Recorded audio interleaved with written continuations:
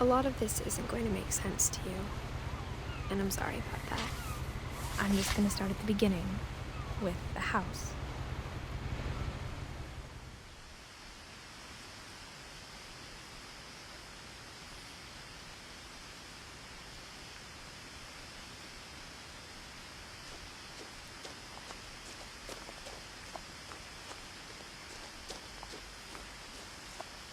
I lived here until I was 11, but I wasn't allowed inside half the rooms.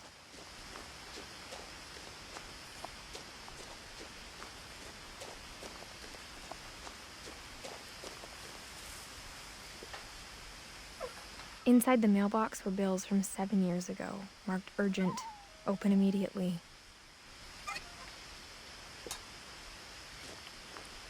I hadn't been back since my brother Lewis's funeral.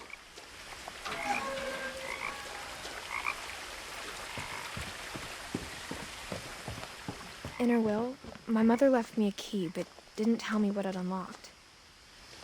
Maybe she thought I'd know, or she thought that the mystery would be enough to bring me back.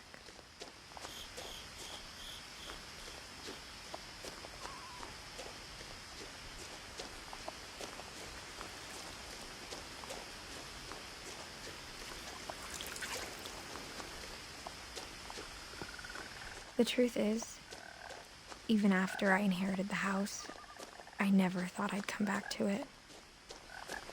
But now I had questions about my family that only the house knew the answers to. The woods around the house have always been uncomfortably silent, as if they're about to say something but never do.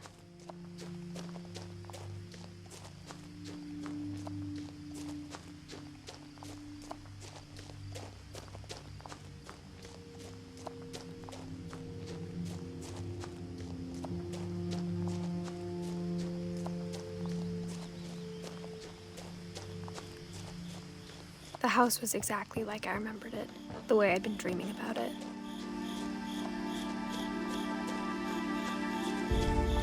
As a child, the house made me uncomfortable in a way I couldn't put into words.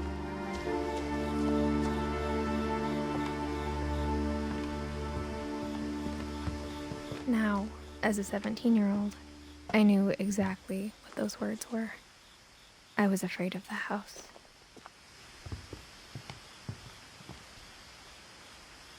I hoped the key might unlock the front door. It didn't. Looking in, I felt like the house itself had been waiting for me.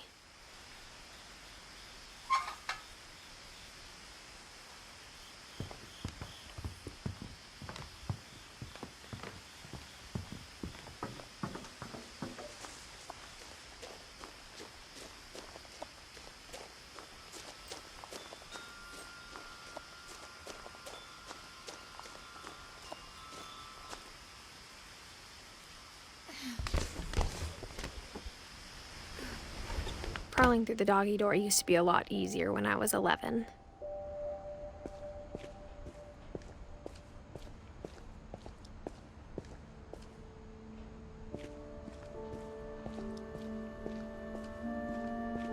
For the first time in years, I felt like I was home. But instead of a family, there were just memories of one. Like how after Lewis started working at the cannery, we all got sick of eating salmon, except our cat, Molly. Or how only one restaurant would deliver to our house, so we had Chinese a lot.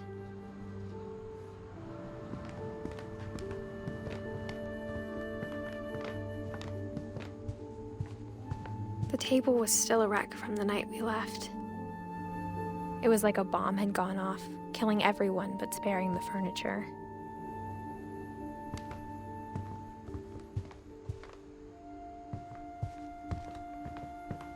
My mom was the only one of us who could imagine Great-Grandma Edie living in a nursing home.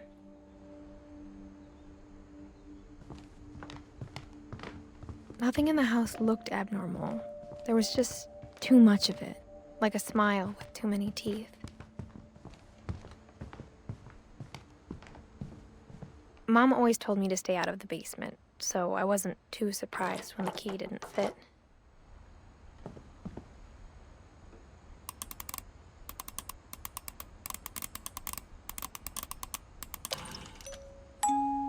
Great-Grandpa Sven built a music box for Barbara, along with the rest of the house.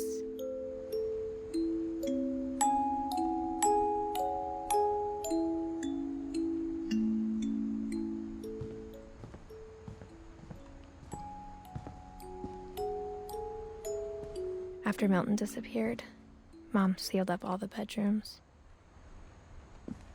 Then Edie retaliated and drilled peepholes.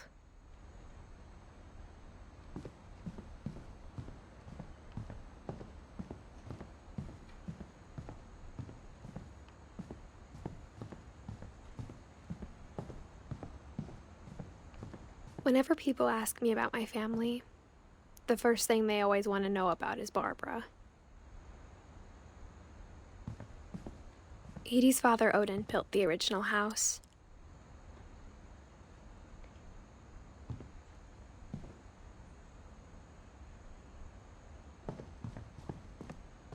Mom must have locked the third-floor stairs on the night we left.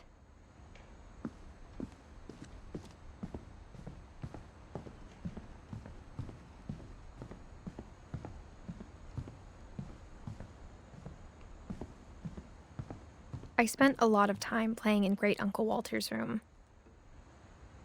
I think my mom sometimes regretted not sealing it up. Louis told me there were secret passages, but I never believed him.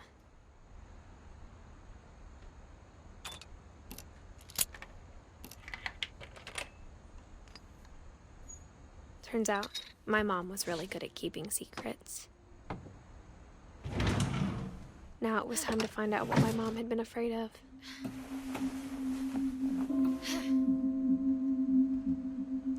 Reading this, maybe it sounds like I had a plan, but I had no idea what was behind that door.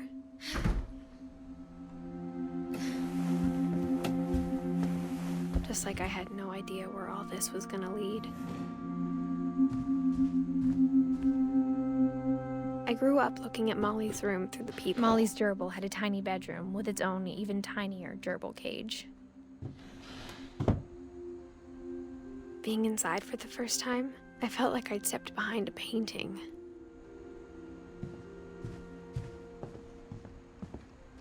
I got the sense Edie had spent a lot of time here, before my mom sealed the doors.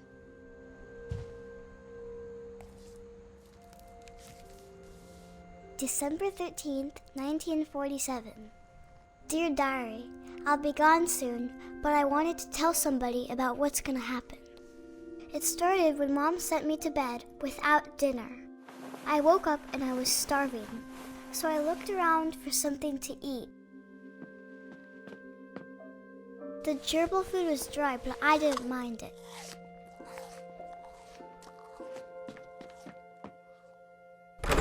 Mom, can I come out now? Sweetheart, it's late. Go to sleep. My Halloween candy was all gone.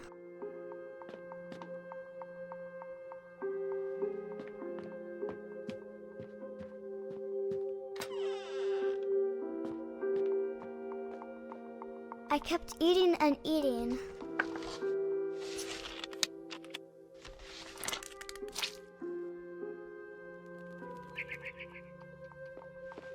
I ate a lot of things that night.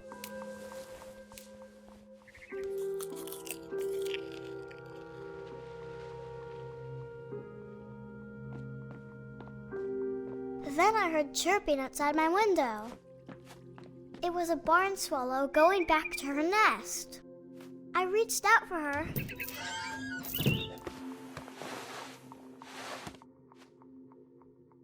And suddenly, I was a cat. I tried to be quiet, but the bird was really scared.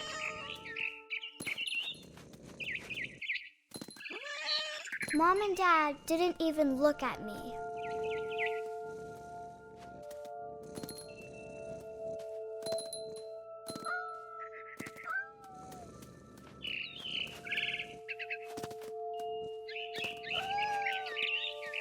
I jumped and I almost got her.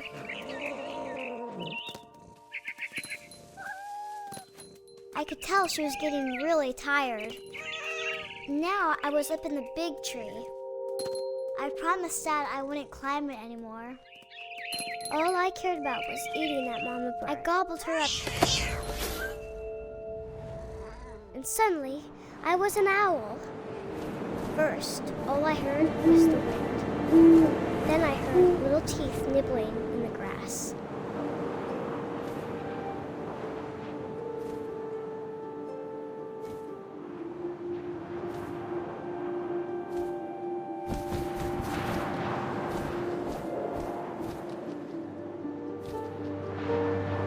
Rabbits.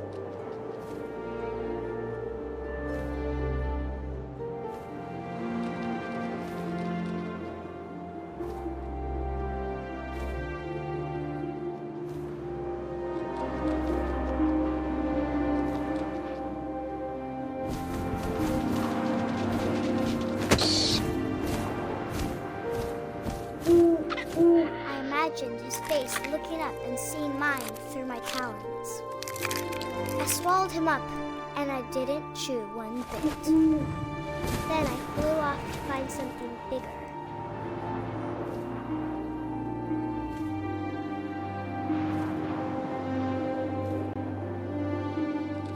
A mama rabbit.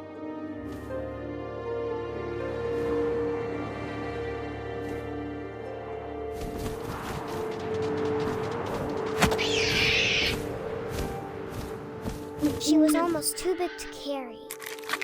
I started choking, but I couldn't stop eating. And suddenly, I was a shark.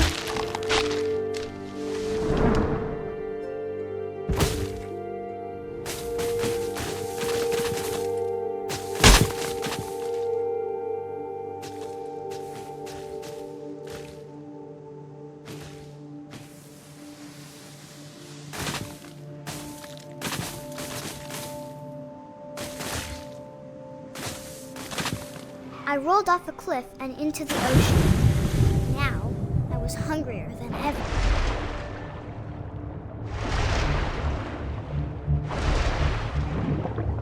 I wanted fat, juicy seals.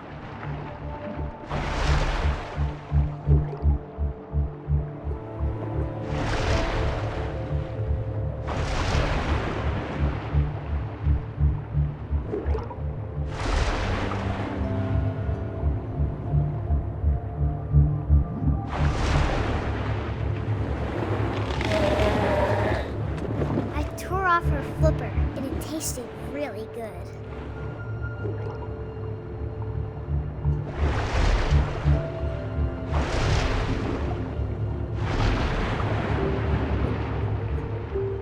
I grabbed on tight. Oh, but I was so hungry, I jumped out of the water. When I opened my eyes, everything had changed.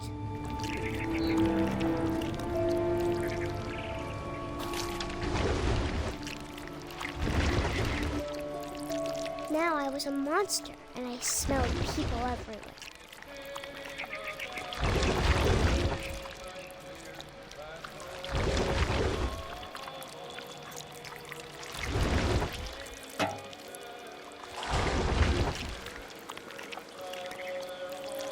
I was big, but I moved real quiet.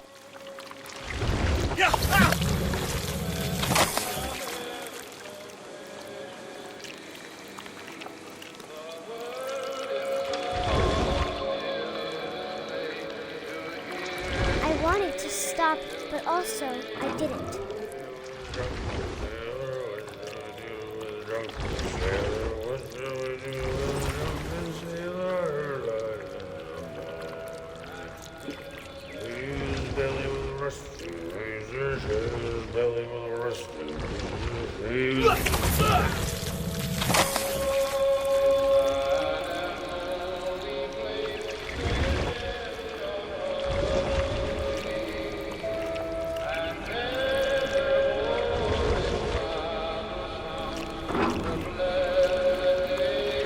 After the last passenger, I was still hungry. And across the water I smelt something new, something I had to have, so I swam towards it.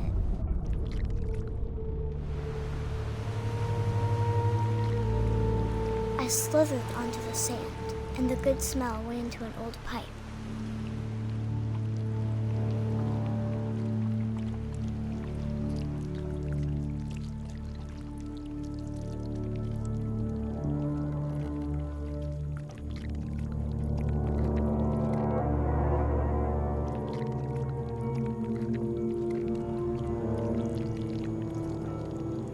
I got closer and closer.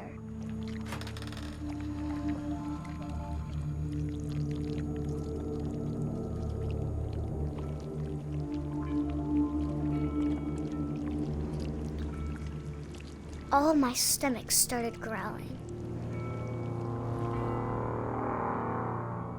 And suddenly, I was me again. I held my breath for a long time, but I couldn't hear anything. I think it's waiting for me to fall asleep. But it's not going to wait much longer. It needs to feed, and we both know I will be delicious.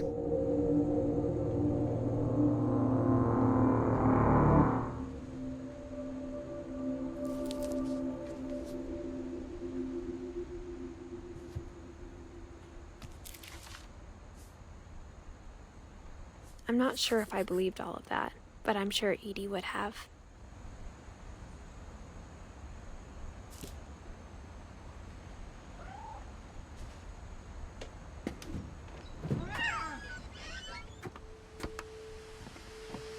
This will be obvious later, but my mom never told me any of these stories. Edie would have, but Mom didn't like bringing up the past. Though, when we adopted a stray kitten, she was the one who named it Molly. I spent a lot of time in Great-Grandma Edie's room. Her room was like a museum. For 500 years, the Finches have been famous throughout Norway for their fortune and misfortune. Odin Finch buries the latest victims of the family curse, his wife Ingeborg and their newborn son, Johan. On January 7th, 1937, he set sail with his family and his house, hoping to leave the curse behind. But 40-foot waves off the coast of Washington send the house and Odin to the bottom of the sea. Odin's daughter Edie, with husband Sven and baby Molly, step ashore on their new home, Orcas Island. Odin Finch is the first to be buried in the new family cemetery. His daughter Edie is already dreaming of a new Finch house.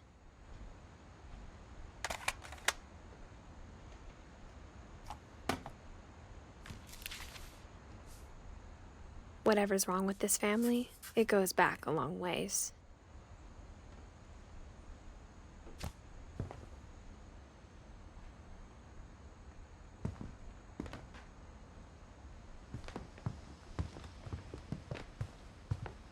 When Edie told people Sven was killed by a dragon, she could also have said he was building a dragon-shaped slide that collapsed. She could have, but she didn't. Even in her 90s, sometimes Edie seemed a lot younger than my mother. The only trace Grandpa Sam's first wife Kay left on the house was the pink bathroom. It was a pretty big trace.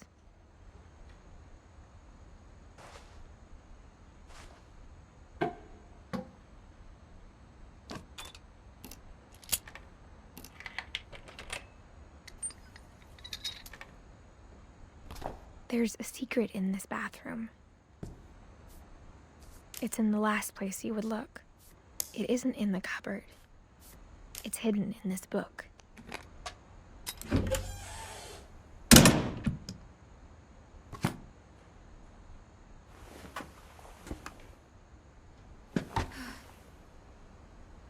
Sven gave Sam an old camera he'd refurbished. He never put it down.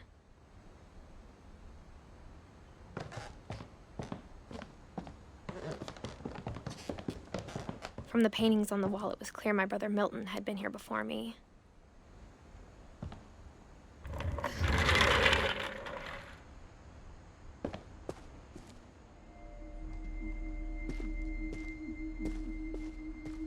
I knew Grandpa Sam had a twin. And that he never talked about him. I guess my grandpa didn't like history any more than my mom did.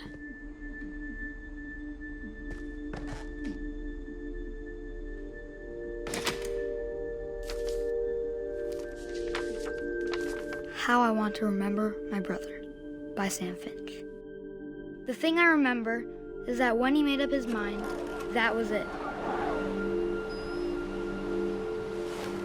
My brother said he'd die before he ate another mushroom, and he did. At Barbara's funeral, we swore we'd never be afraid again, and he wasn't. I think Calvin always wanted to fly.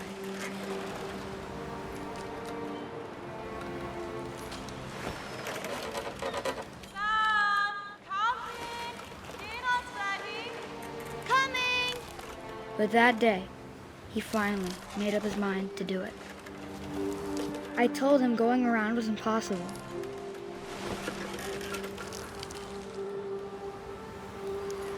Maybe if I hadn't said that.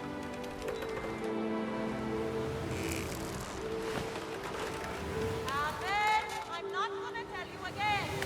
Maybe if the wind hadn't picked up, then maybe he'd still be here. But I doubt it. I think he'd already made up his mind. That's what I want to remember about my brother.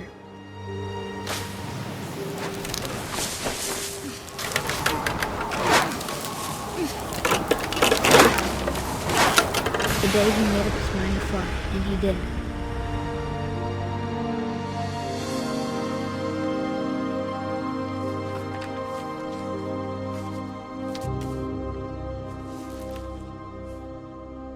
Calvin's story felt strangely familiar. When I was younger, I remember trying to do the exact same thing.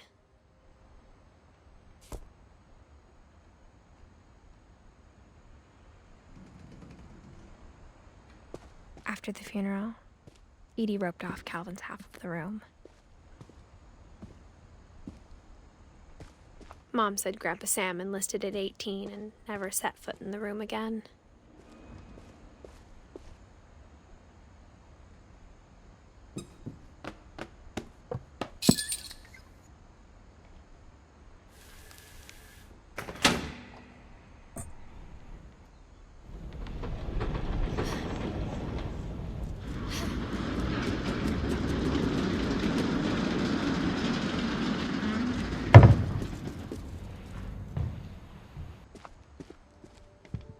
The passages were a pretty tight fit. They'd obviously been built for smaller hands and bellies.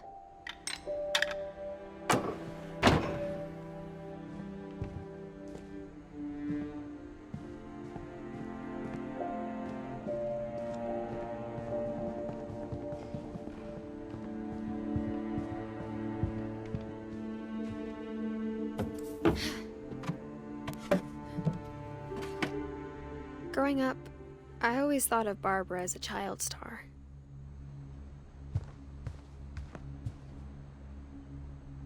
I never thought about how hard it must have been for her. Of all the stories people wrote about Barbara's death, I'm surprised Edie saved this one.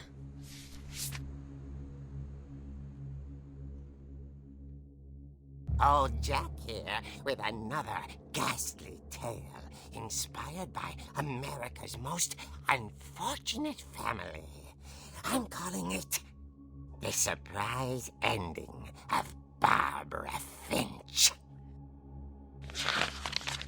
As a child star, Barbara was famous for her scream. Now at 16, she was all washed up, a has-been. But in a lucky break, she'd been asked to perform her signature scream at a local convention for monster movie fans. It was just the boost her career needed. Unfortunately, her scream hadn't aged well. Getting better. I think you just need the right motivation.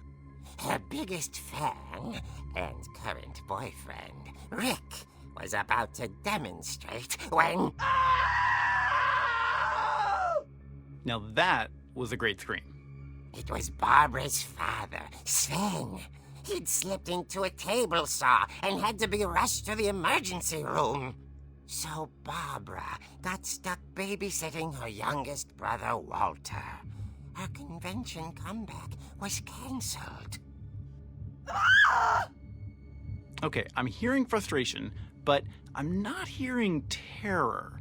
What if I tried... A gang of hoodlums in Halloween masks have been terrorizing Orcas Island tonight. Police are urging residents to... That came from the basement.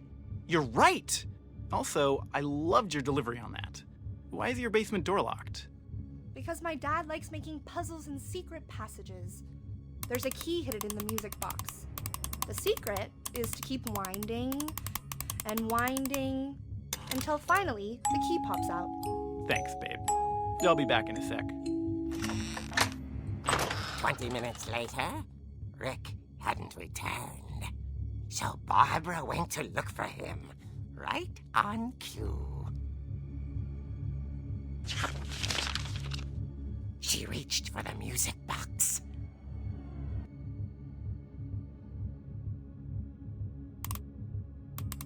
And as she wound the key, she listened for Rick, but the house was silent.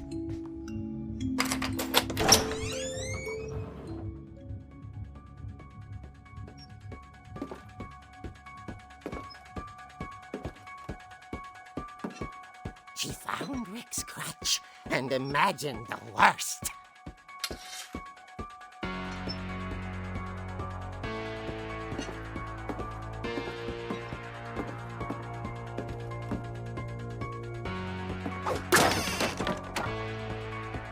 The gang's leader is the infamous Hookman killer, Dr. Carl Hamill, who impaled and then ate his family 10 years ago tonight.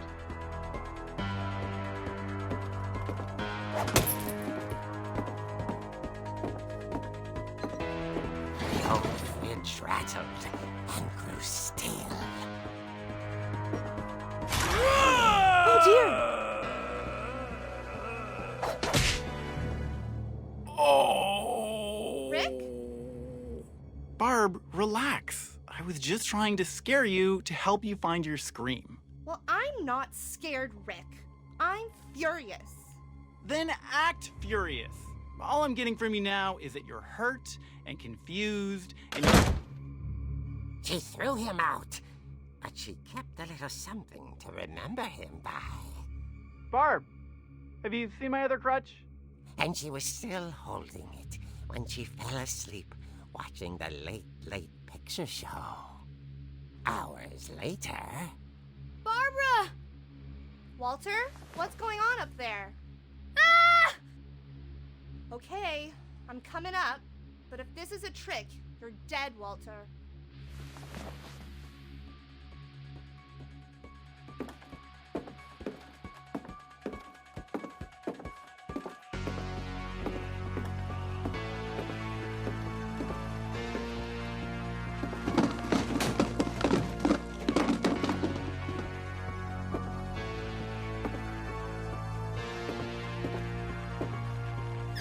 Walter, are you there? Walter had vanished, but his bedside radio was still on. Orcas Island police describe the man as 6 feet tall, with a steel hook for a hand. Residents are urged to lock all doors and windows and notify the police of any suspicious activity.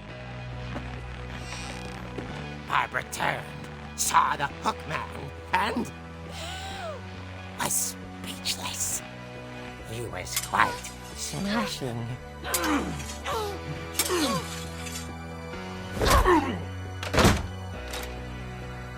And he was. He couldn't get enough of Barbara. Okay, Barbara, there's gotta be another way out of here. That night, she played her part beautifully.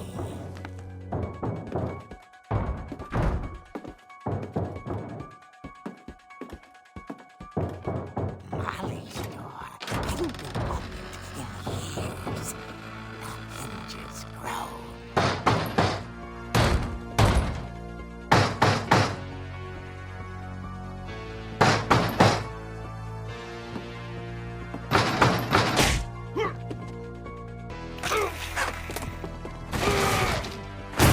He wasn't moving, but she sensed the story might not be over yet.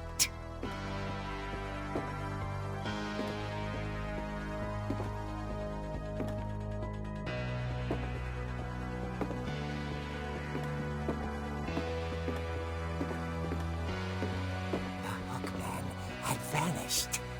She listened for his breathing, but all she heard was...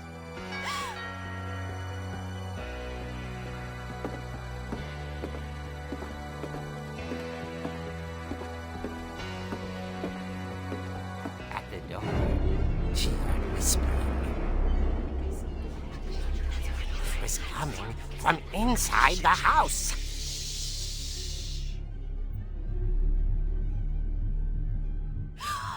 Oh dear.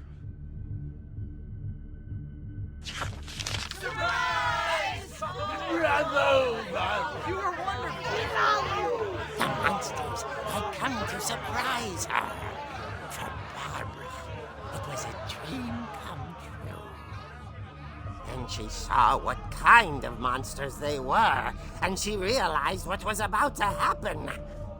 She was going to be famous.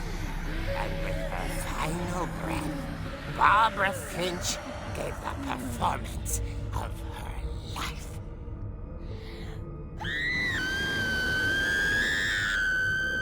I wasn't there myself, but I hear Barbara was magnificent. Poor girl. She had a taste for stardom. But unfortunately, so did her fans. Of course, the police blamed it all on poor Rick, who disappeared the same night. And little Walter? Hiding under his bed the whole time. He took it all pretty hard, but that's another story. As for Barbara, tucked inside the music box was all they ever found of her. Her ear. Now that's what I call a real eerie tale.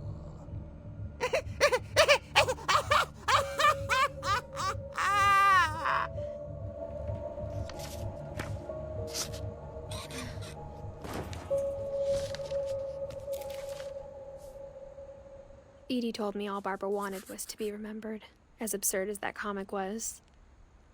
Maybe what Edie saw was a happy ending.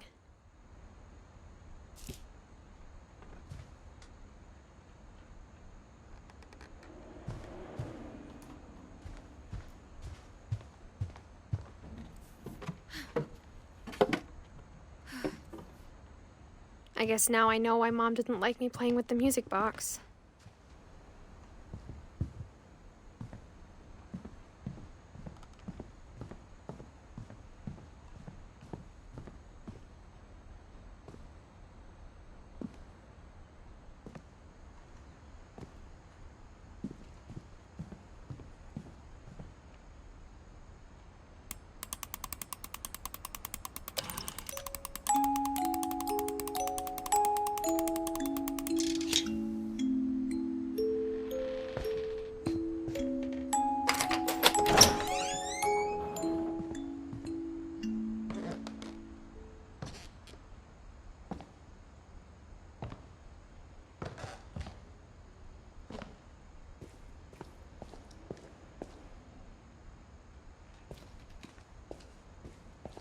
Mom said the basement was off limits, unless I wanted another tetanus shot.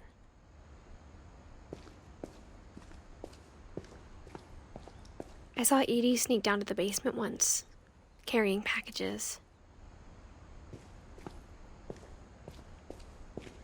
I thought maybe she was hiding presents. It turned out she was hiding a lot more than that.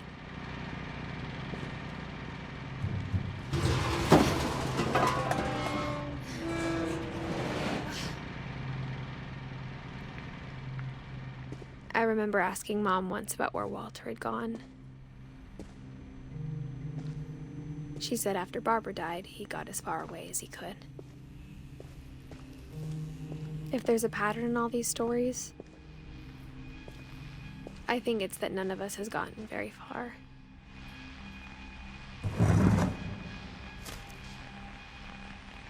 Goodbye, everyone. I can't believe I've been down here for 30 years. On that first day, after the shaking started, I didn't think I'd survive a week.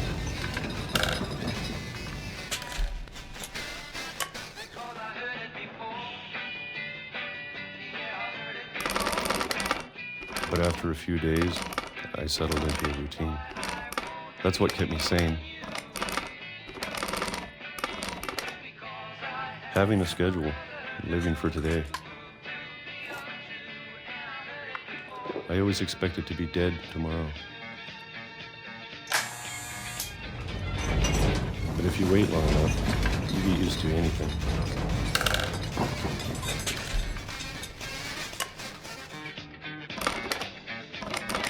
Even a monster on the other side of the door starts to feel normal.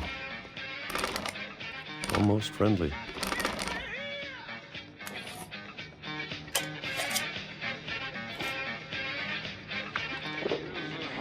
And then one day, everything just stopped. Whatever that thing was, it was gone. Maybe it got tired of waiting. Or maybe I just got tired of being afraid.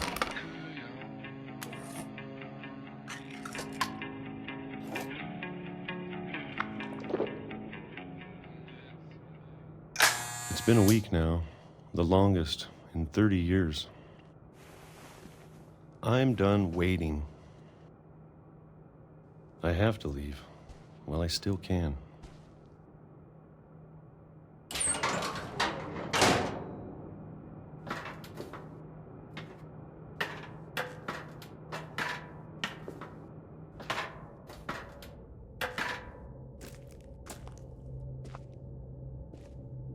I know it's out there somewhere. Whatever killed Barbara and Molly and Calvin. Maybe this is all a mistake. But I need to stop living the same day. Even if it kills me.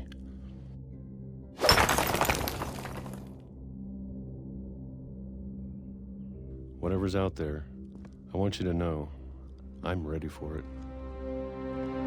I'm going to appreciate all of it, especially the food. I don't mind if I only have a year left, or a month, or a single week. I'd be happy with one new day. I can already imagine the sun on my face.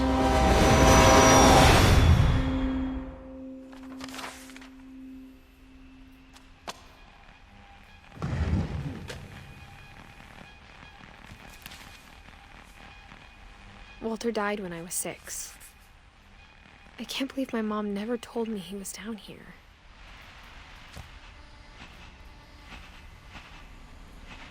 I'm sure my mom was trying to protect me.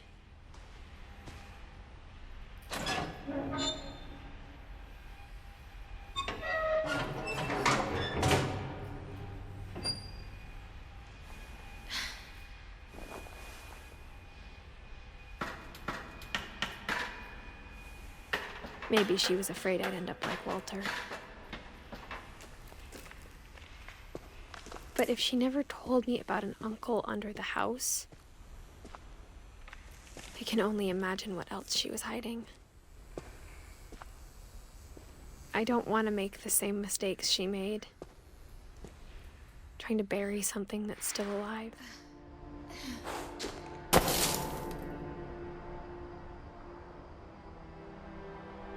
Now that there's only one of us left, or maybe two, I thought it was time I heard the stories for myself and found out what happened to everyone else. But now I'm worried the stories themselves might be the problem. Maybe we believed so much in a family curse, we made it real.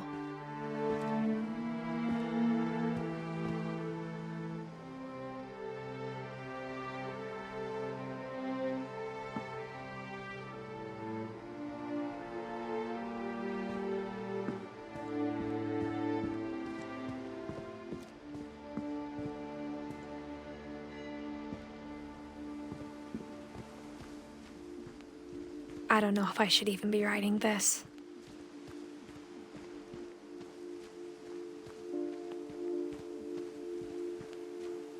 Maybe it'd be better if all this just died with me.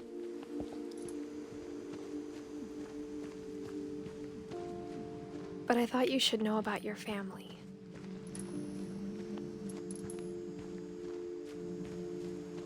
And the history you're a part of.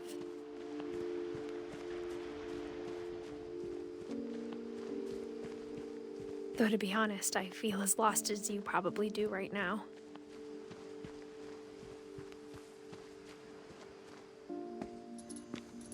I think the people in these stories believed them, for what that's worth.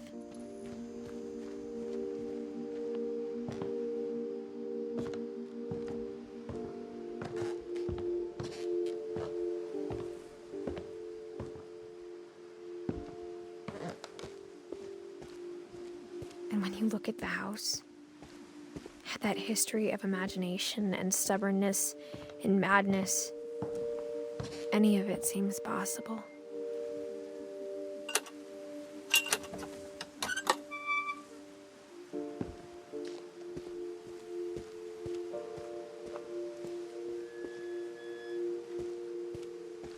I think we've been surrounded by death for so long, we've just gotten used to it. What kind of family finishes building a cemetery before starting the house?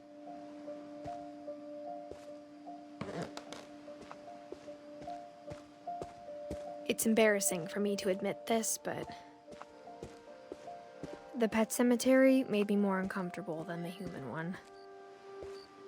3 of the gerbils were mine, and 2 had been my fault.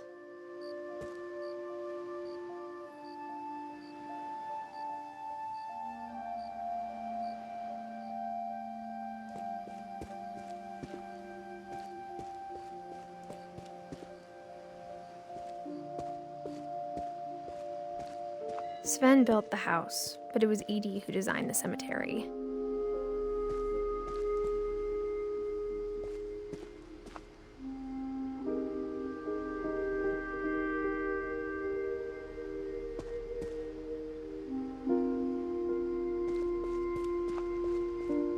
I'm sure Odin's monument had been Edith's idea. My mom was always trying to move on, but for Edith, the past never went away. She could see it poking out of the water at low tide.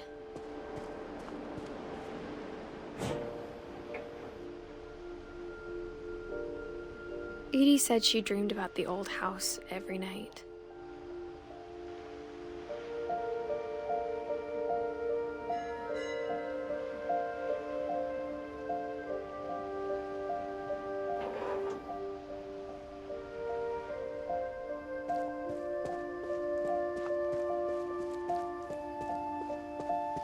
Edith's side was always easier for me to understand.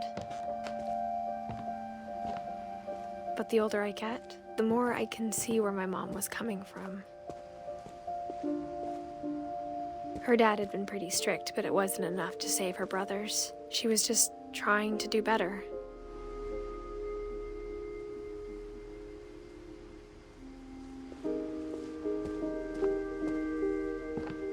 She lost 2 of her brothers, just like I did. I get why she tried so hard to protect us.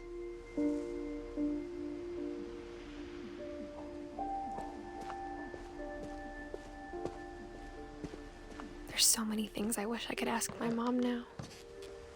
Part of me thinks this is what she wanted all along. for me to come back someday and find everything out for myself.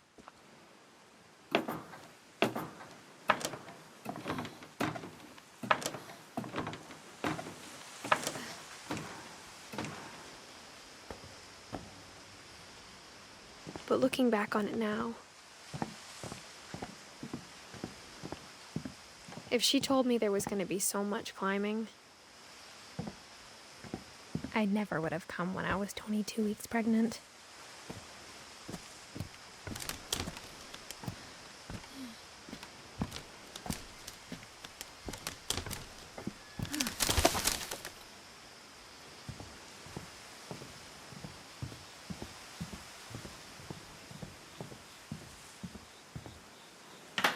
I never met Grandpa Sam, but I think he and my mom had a lot in common.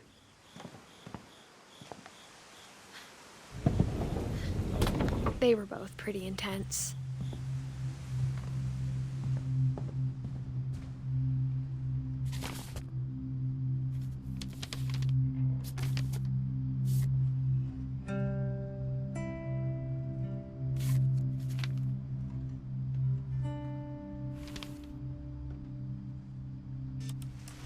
Dawn, I promise, you'll never forget this weekend. Yes, sir. These memories are gonna last a lifetime. Am I gonna have to shoot anything? It's a hunting trip, Dawn. Shooting is strongly encouraged. Perfect. It's gonna rain the whole weekend, isn't it?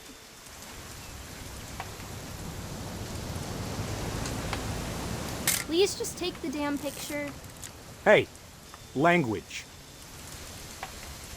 I will never forget this weekend, Dad. That's the spirit. Okay, got it. I'm gonna take some pictures, okay? Just be careful. The camera's older than you are.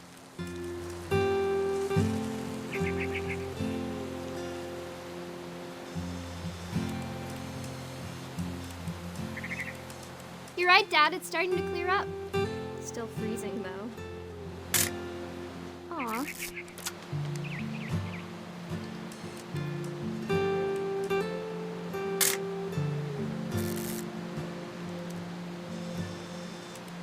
Definitely should not have drunk all that coffee.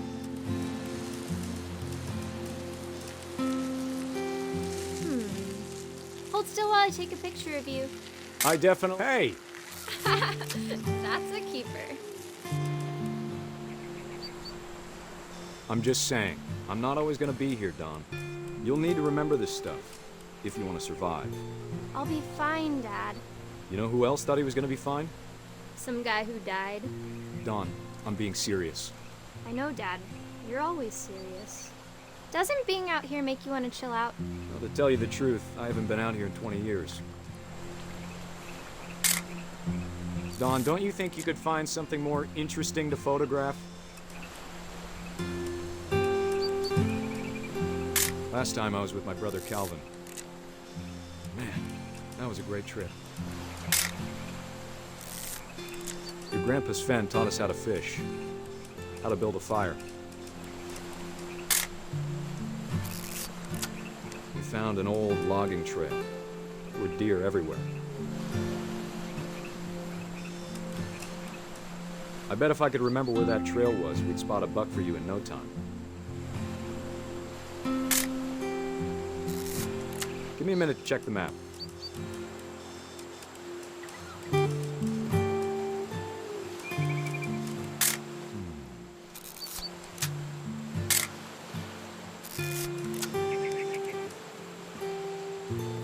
Let's see.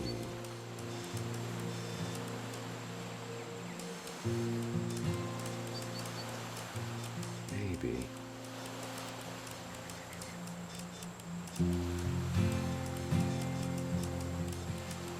Was it? You don't need to waste any more film on me, kiddo.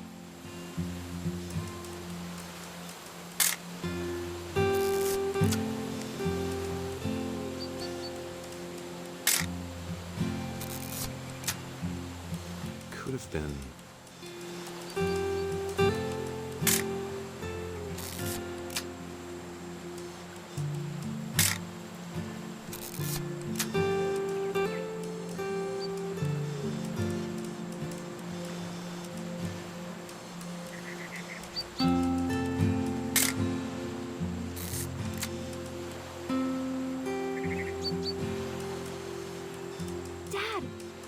eyes, Dawn. Before you take the shot, let me get a picture of you. Dad, I... Just breathe. Turn off your imagination. Focus on your target. Let me get behind you. Do I have to do this? Dawn, you don't have to do anything. But if you want to survive, you'll need to be strong. Great shot, Dawn!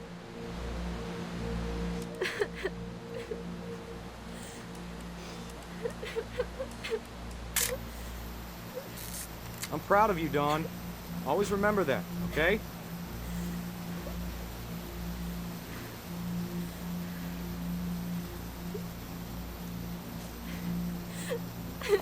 Sorry, Dawn. Just gotta reset the timer.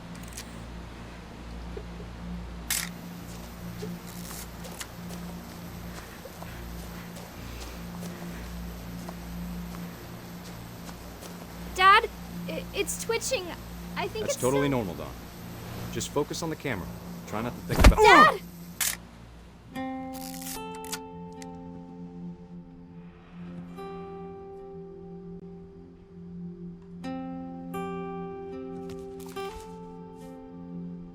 Of all these stories, that's the one I wish most that my mom had told me.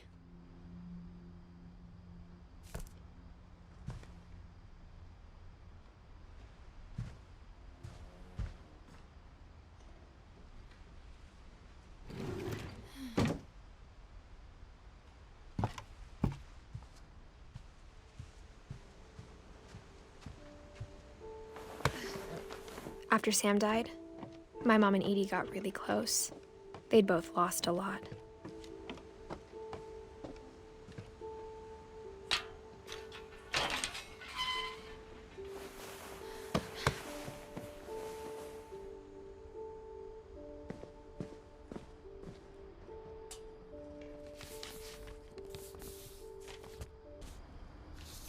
Dear Kay, do you remember the way Gregory used to laugh when he thought he was alone?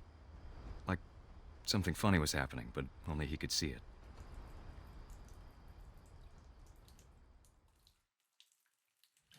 I think he saw things the rest of us don't.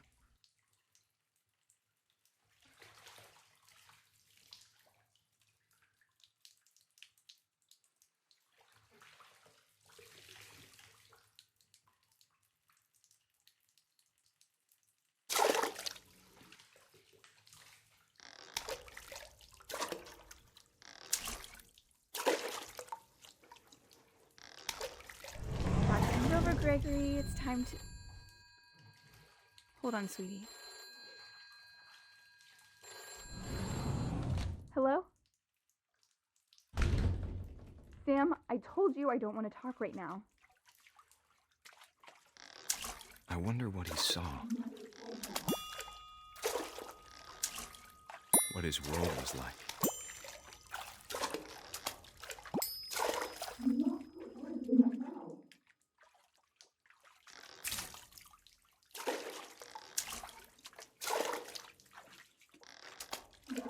It reminded me so much of Calvin. Lost in his imagination.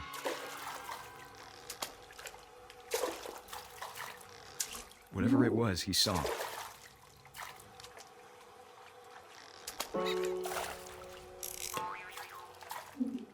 It sure made him happy.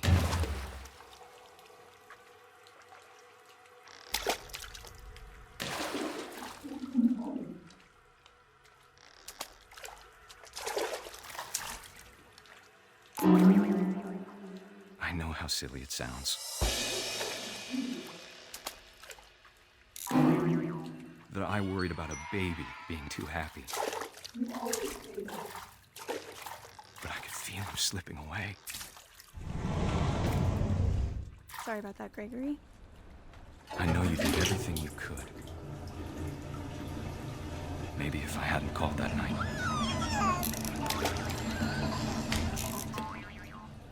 Hold on, I don't want Gregory to hear. I wish he could have told us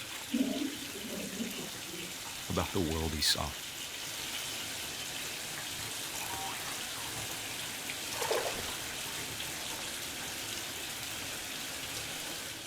Kay, there's so much I don't understand. About Gregory. About everything.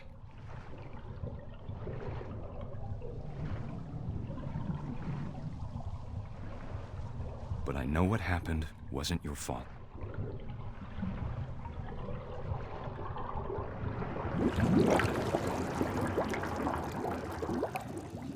I'm sure he's happy. And he'd want you to be happy too. Good luck, Kay. Love, Sam.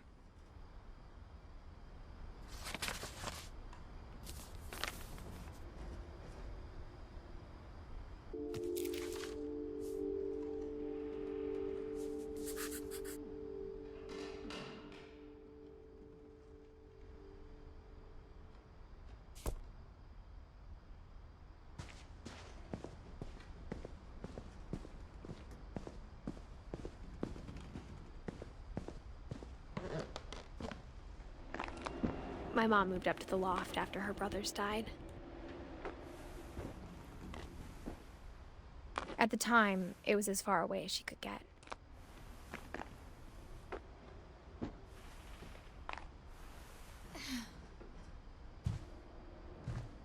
I can't imagine what it was like for her to lose 2 sons after she'd already lost 2 brothers.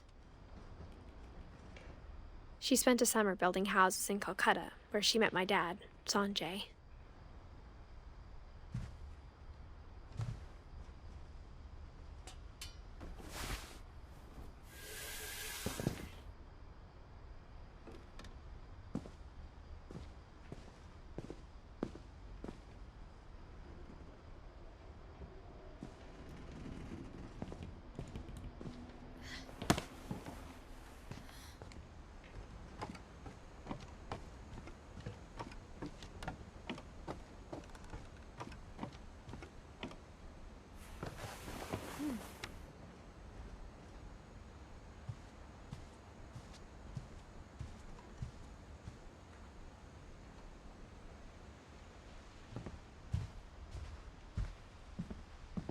Instead of hiding from death, Sam seemed to go out of his way to meet it.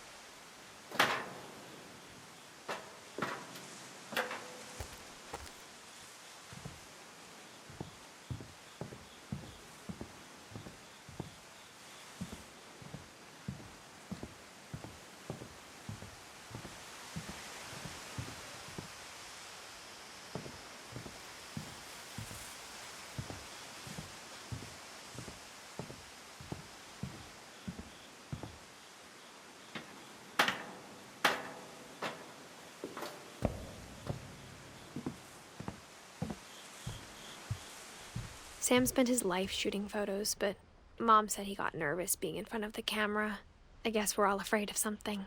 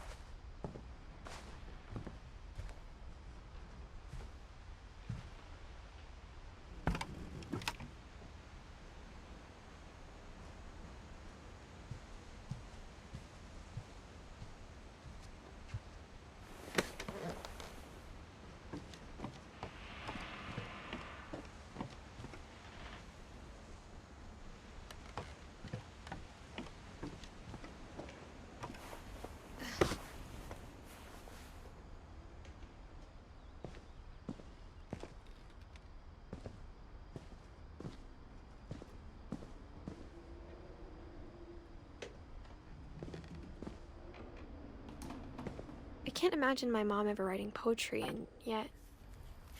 A poem for Gus, who always said the wedding was a bad idea.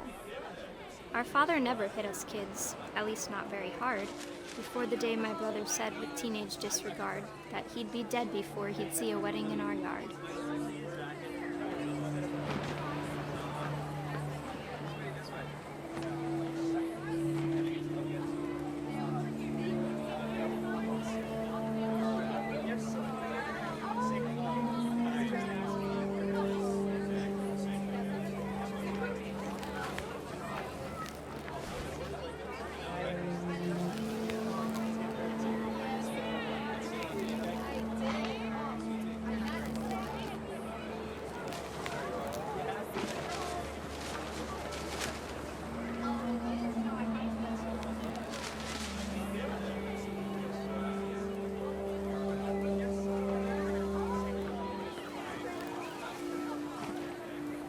My father made him come, of course, but Gus stood far apart, just flew his kite and bottled up the storm inside his heart.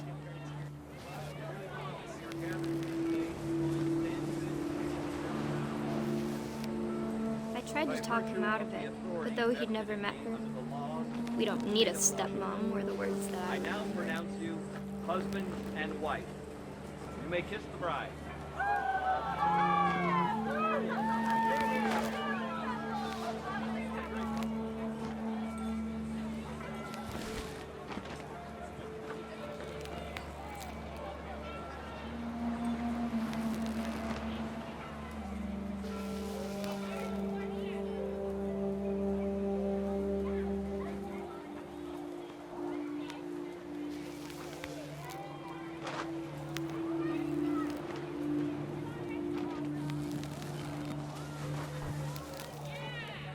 When the time for photos came, Dad ordered him to come here.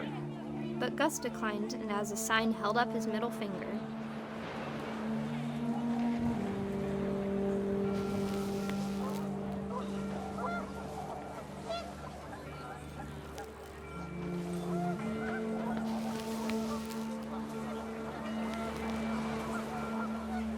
The wind picked up, and panicked geese appeared and quickly went. But all the humans did that day was go inside the tent.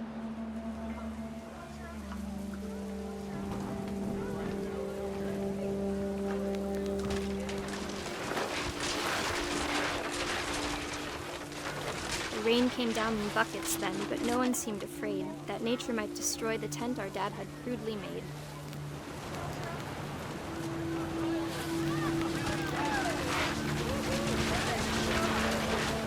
Thunder sounded much too close and full of angry power.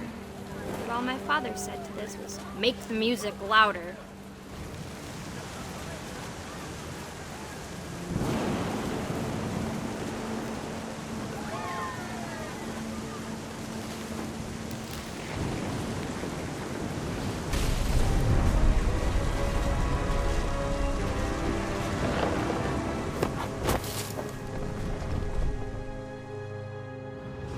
I wish that I could truly say I thought about you on that day. Out there on the beach alone, just you, the wind, the sea, and foam. But I didn't, until we found you.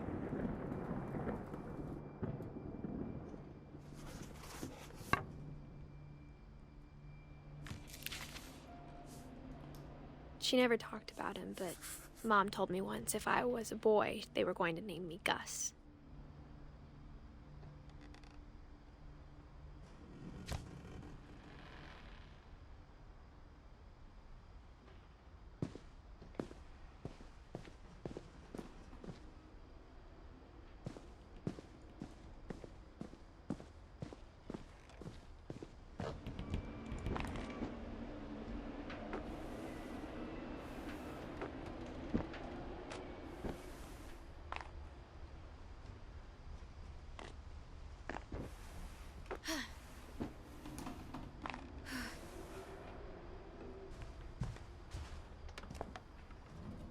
My mom moved to India a week after graduation and got a job teaching English. Louis was born a year later.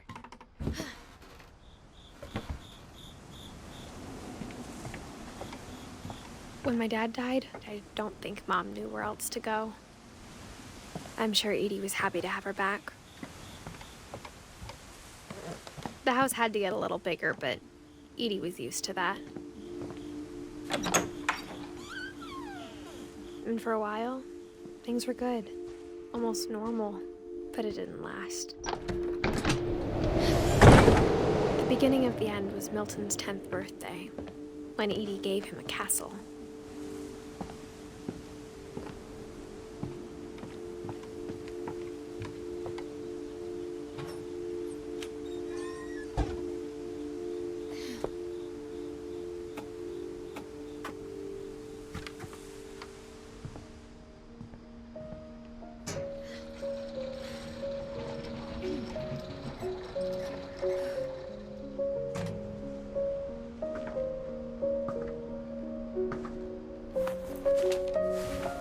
Milton Finch in The Magic Paintbrush.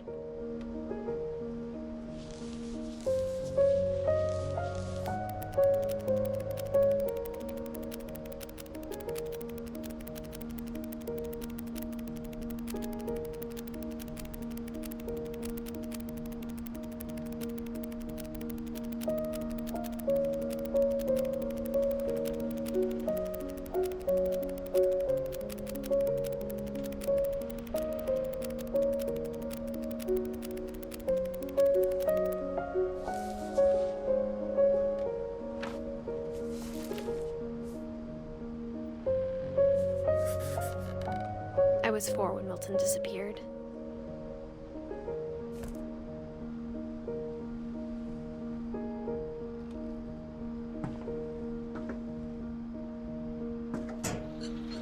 Mom spent months searching for my brother. Then she sealed the doors.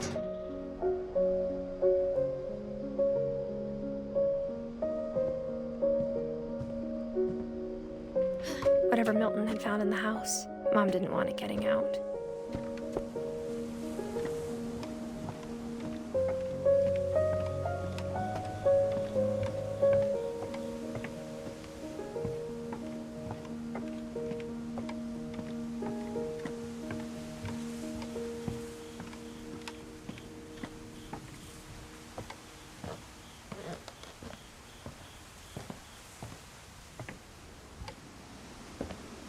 Mom definitely blamed Edie, but I think Louis blamed himself.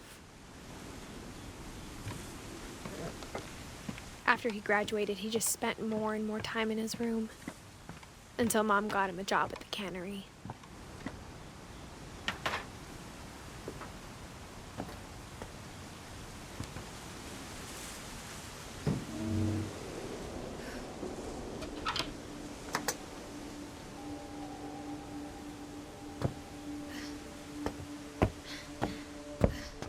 Louis's room smelled very, very familiar. That part of him lived on. Louis and I spent a lot of time playing games together, but he was surprisingly bad at them. He died a lot.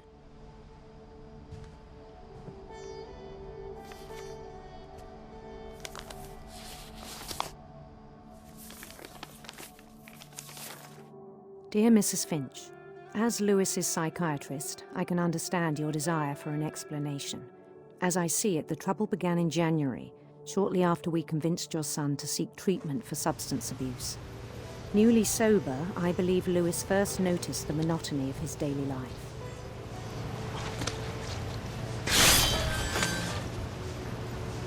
He kept working at the cannery, but he withdrew part of himself. In our sessions, I saw the same behavior. His mind began to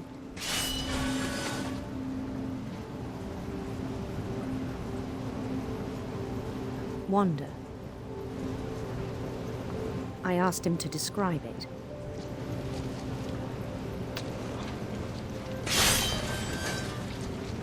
He said he started small, imagining a labyrinth.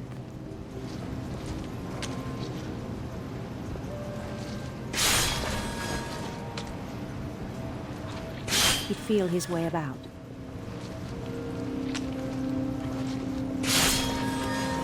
something moved. Bats. And toads.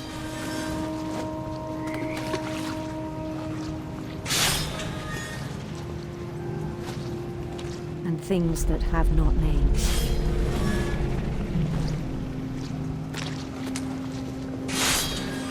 He knew it was all in his head. But he took it very seriously. I had hoped he'd find himself.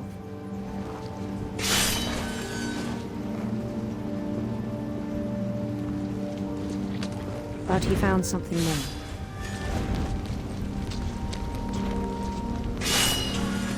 I worried about him then.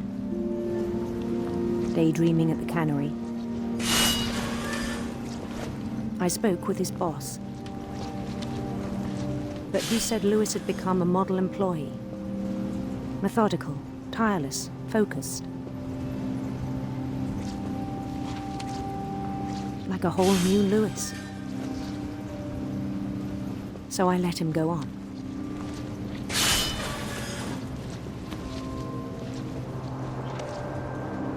I even encouraged him. It seemed very promising at first. He told me he'd made a new friend.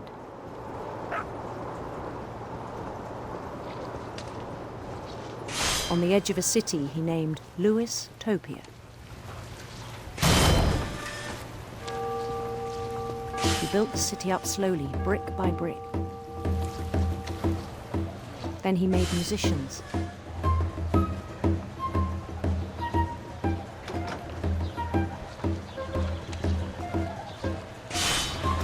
And songs for them to play. He talked about starting a band. And he was always humming something. Every day his imagination grew stronger.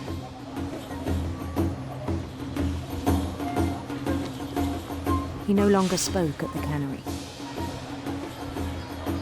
But his chopping was as reliable as ever. Then one day it struck him that all the cheering crowds, even the stones under his feet, were all in his imagination, so he could do whatever he wished.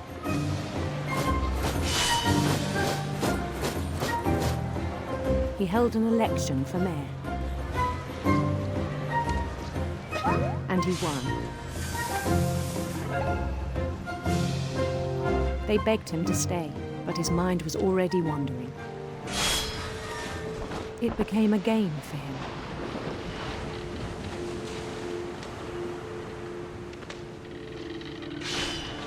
He'd conquer a city, then immediately push on. New Louisville.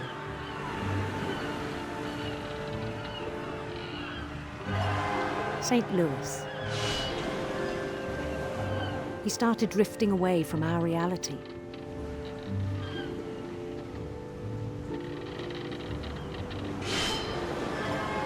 Minneapolis. Until one day he forgot to go home from the cannery. Even as his mother pleaded with him, part of Lewis kept sailing on.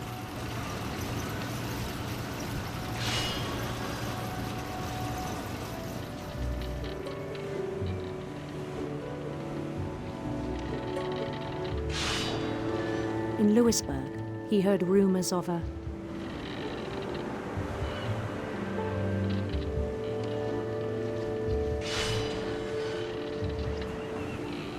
handsome queen.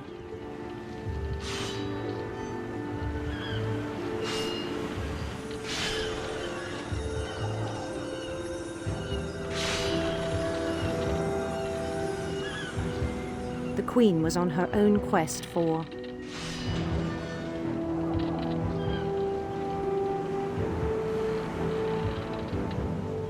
radiant rainbows.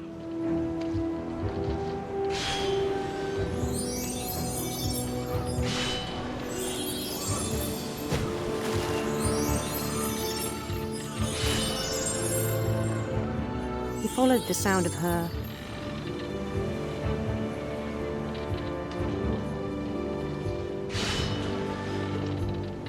silver harp.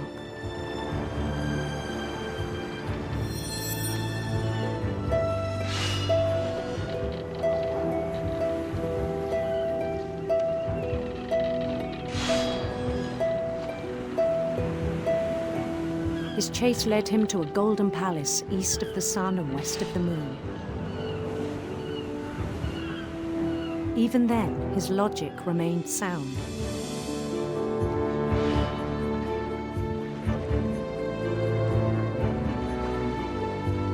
He knew the world was all in his imagination.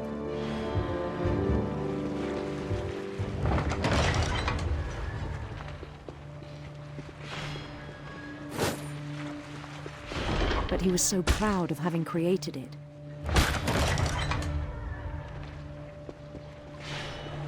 In his own eyes, he'd become something greater than a king.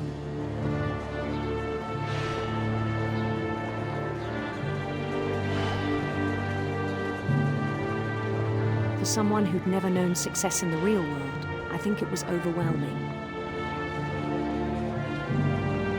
And then it struck him that the real Lewis was not the one chopping salmon, but the one climbing the steps of a golden palace.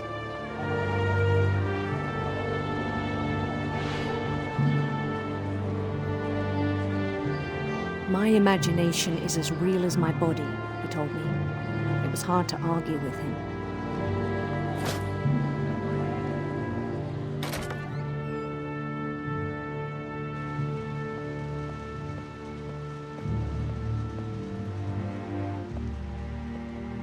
He began to forget the world we know.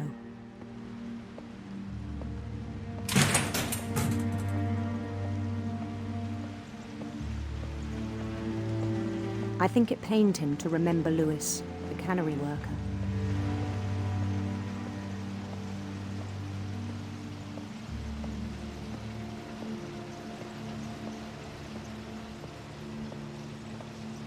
He began to despise the man with a royal contempt.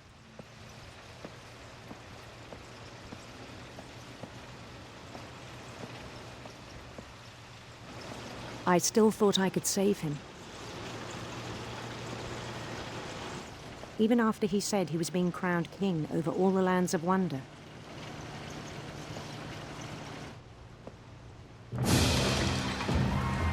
The palace would be packed with his companions.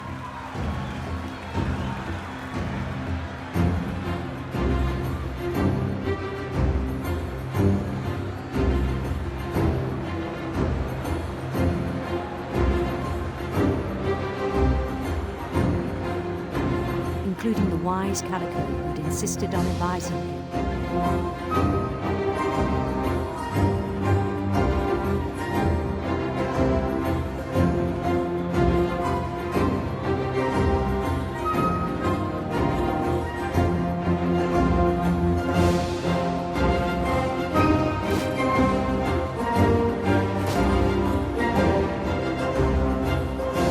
His queen waited, holding his crown.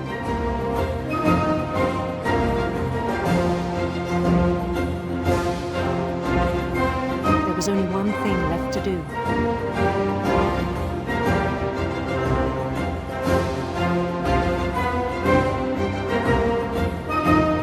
Bend down his head.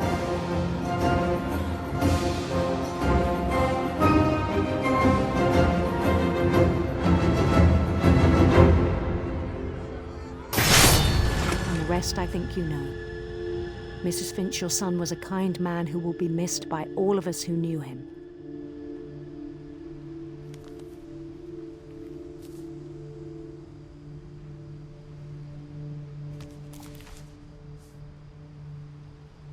My brother was really cool. I wish you could have met him.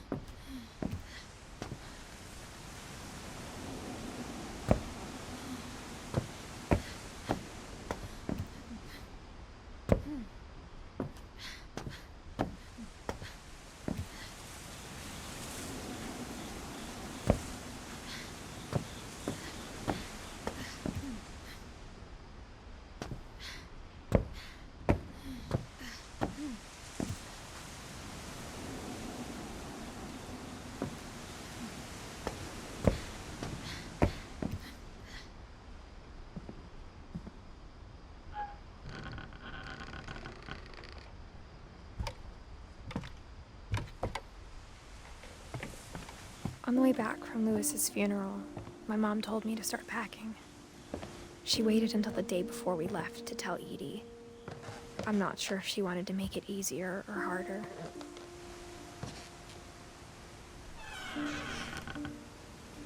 I wish we'd stayed. But I understand why we left.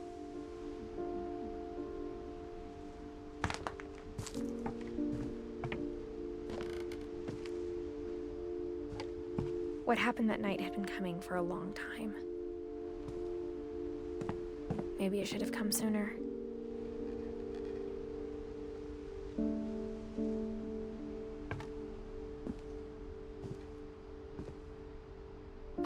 But it had to end one way or another. All that's left now is to tell you about that last night.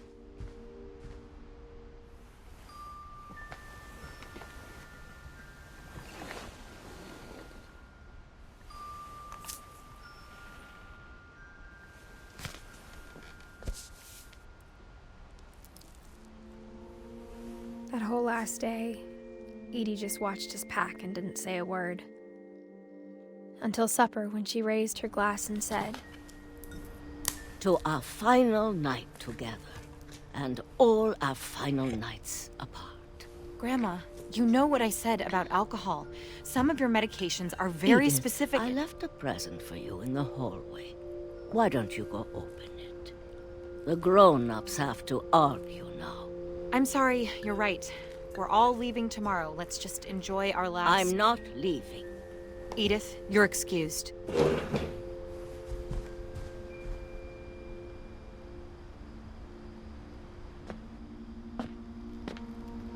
The power had been shut off that morning, but Edie always had plenty of candles. When my mom sealed the library, I don't think she knew about the other entrance. Or that Edie had a key to it.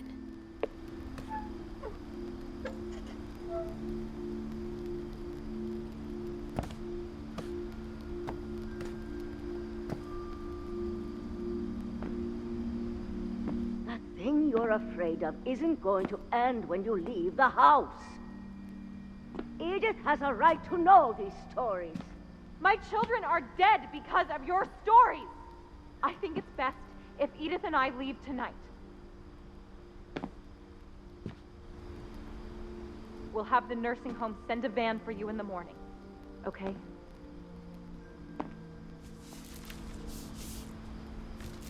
Dear Edith, there's so many stories I wish I could tell you, but there's only time for one. This is about what happened on the night you were born. That night, the tide went way, way out. It was the first and last time I ever saw the old house aground. There'd been an earthquake out in the middle of the ocean. They called it the lowest tide in 1,000 years. God, it smelled awful. You know, I've seen that house every day of my life.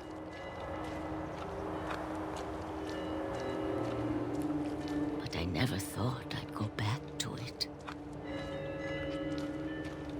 When the fog rolled in, I lost my way.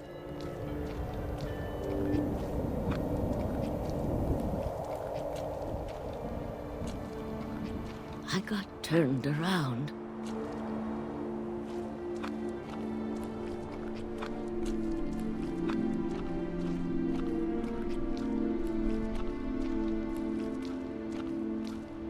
For a while, I wandered.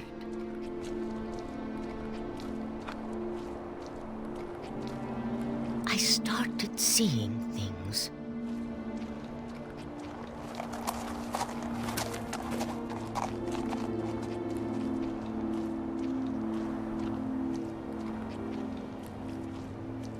Things I'd forgotten had ever existed.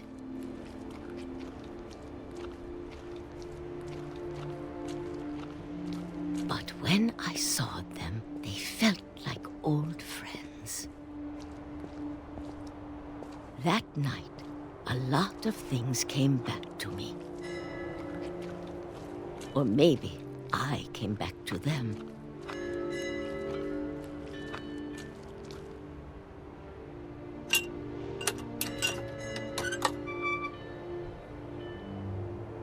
Things I can't explain, but that I need you to try and... Edith, what are you doing in here? It's mine. Edith! Mom, you're gonna rip it! Let go! I kicked and screamed, but Mom dragged me to the car.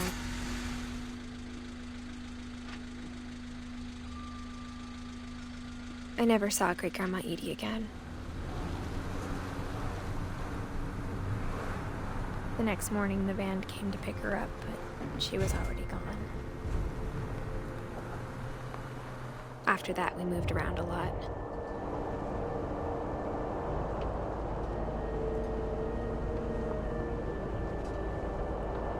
We both tried to make the best of it.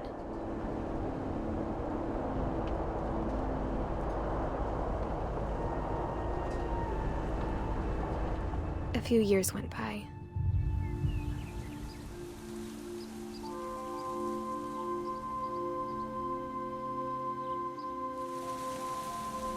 My mom didn't like to talk about it, but she started getting sick a lot. The rest happened pretty quickly.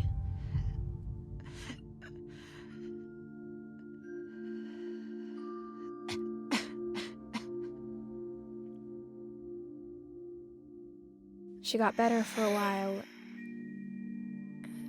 and then she didn't. And then I was alone.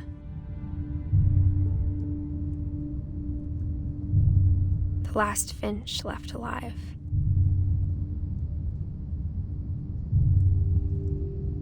Until I found out about you. I'm still not sure what to tell you about all this. If we lived forever, maybe we'd have time to understand things. But as it is, I think the best we can do is try to open our eyes. And appreciate how strange and brief all of this is.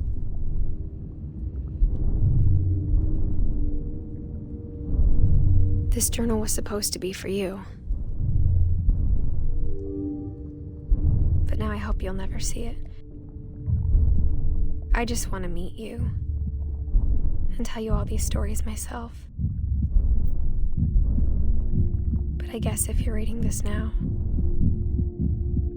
things didn't work out that way.